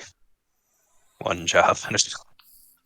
Fair enough. But he does make a mental note to as like a second job to solve this apparent death doomsday thing that's going to happen in Front Street because of something he did, but he has no idea what it is because honestly, I don't think he understood a word of the wolf metaphor. Because of the way you said me, I have this image of you like just patting a gun at your side, like, "That'll do, Meg. Oh, That'll do." 100% believe he pats like the eviscerator, or no, hang on, what is the excavator? That was Yeah, it. the brain excavator. Brain excavator, as he says that. He also notches one more line on it for the kid he killed. Shit. A single raindrop hits the pool. It clears away. Do make a note. Not kill shot. Not kill shot. Exit wound. No longer has a reflection. Exit wound no longer has a reflection, or kill shot no longer has Exit wound no longer has a reflection. Kill shot still has nothing. And you look up to see where the rain came from, and you see that in the clouds, like Mufasa, the very fat Italian man's there. Gives you a thumbs up and disappears. This is so interesting to me now. This exit wound just like, did somebody steal his reflection and like it turned into a different personality or something? Ooh, the plot thickens. The plot Mhm. plumpens. What did Barry do with the compliant key? He comes back and goes, I beat your key in Jenga. It's trash. I beat your key in Jenga. How did it play? Easy. He opens it up. It's just sketches of a Jenga tower. Flips through. I just asked it what move it wanted to make and it would show me. You have Wait. a section on Jenga now.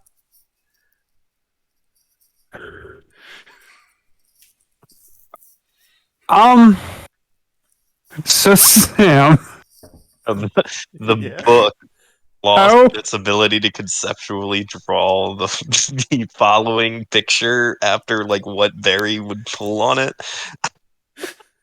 how, considering that Barry's like a god of Jenga, and Jenga doesn't have a clear win condition other than the tower falling, how did the book lose? If Barry's the one doing all the moves, I don't understand what's happened here. He puts a thumb on the page and he fucking flips it like a flip note book. And it's an exact animation of how the book wants the block removed.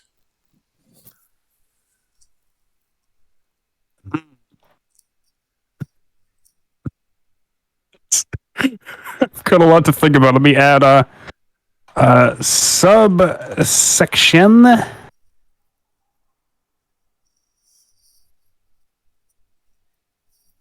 I considered having Jenga. Larry pull the blocks instead of me, but that felt like cheating.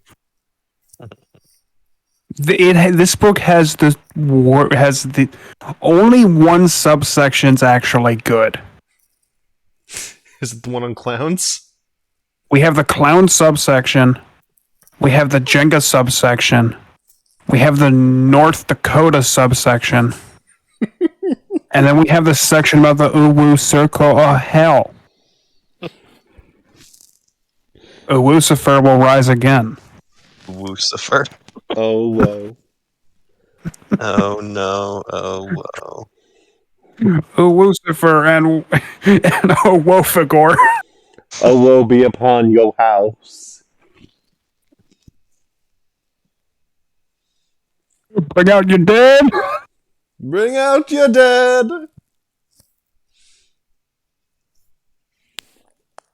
Alright. So we're ending a little bit early, but that's all I got planned for this week. That was good. I liked it. It was very good. Thank you for the session, Sam. Go shot killed a child. No, exit. It was Leadfoot at that point. Leadfoot killed a child. The child, which just sounds worse because is that some kind of disease? If you count the bullet to the brain as being a symptom, then yes.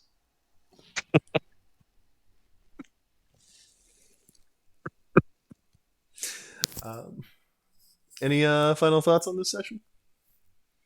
Can you please have Lonnie, the Italian Autotopa, attach himself to someone in Hub Squad for a moment? No, because he would fucking sell out all the info he has on Evil Squad for a hoagie.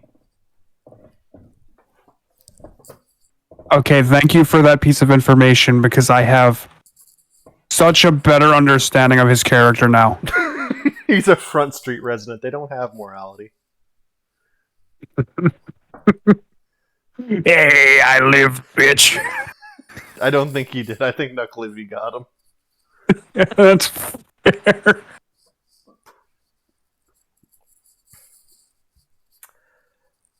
This also means that Dredger, or that exit wound now knows Dredger's real name. Weirdly enough, I think it's safe in his hands. Yeah, I trust exit wound. Feel like he might have already forgotten it. Yeah. He's a vault because whatever you put him in is destroyed. He doesn't retain the information, and he's very, very, very good at bullshitting his way out of situations. The perfect person to bring to Fairy with you.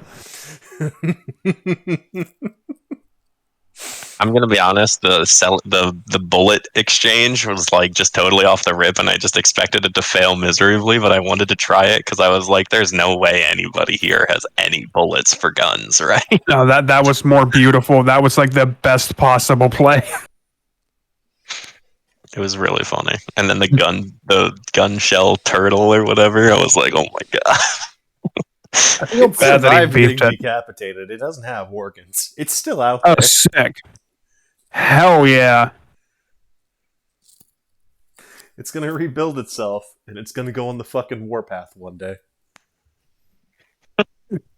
That rules. I do hope I didn't cram as many encounters as I wanted to into Front Street because I was already struggling a little bit with how sleepy I am, but I do hope it came across as properly chaotic. Oh, it was good. Yeah, it was goofy. Okay. Can you note that the gun turtle on his return should be named Glaxtoys? I can't name everything after Galaxtor, Tom. No, I'm thinking Glaxtoys like Choose a combination of Glack and Blastoise. Oh, It's Glockstoys. Glizzy Glock. Glockstoys. Glockstoys. Oh, shit. That's what the Mega Evolution should have been called. What a branding deal for Nintendo. Truly, Guys, they're I'll punching talk to above you. their weight class, associating with Evil Squad. I don't know. I feel like considering all of them Japanese gods that there's probably a bunch of them in the city, or maybe not, considering how much everyone in the city hates anime. It just seems like it's not a great place where if you're an evil god being, that's not a good country to interact with because they already got their own very, very well-defined system. I don't. I'm still in Front Street and Market Street mode. So if I wanted to comment on that, I would do it in like a business sense. And I don't think that's correct right now. Mm-hmm. You guys want to phase? Yeah, sure. I am actually going to get off for the night because I am still with family, but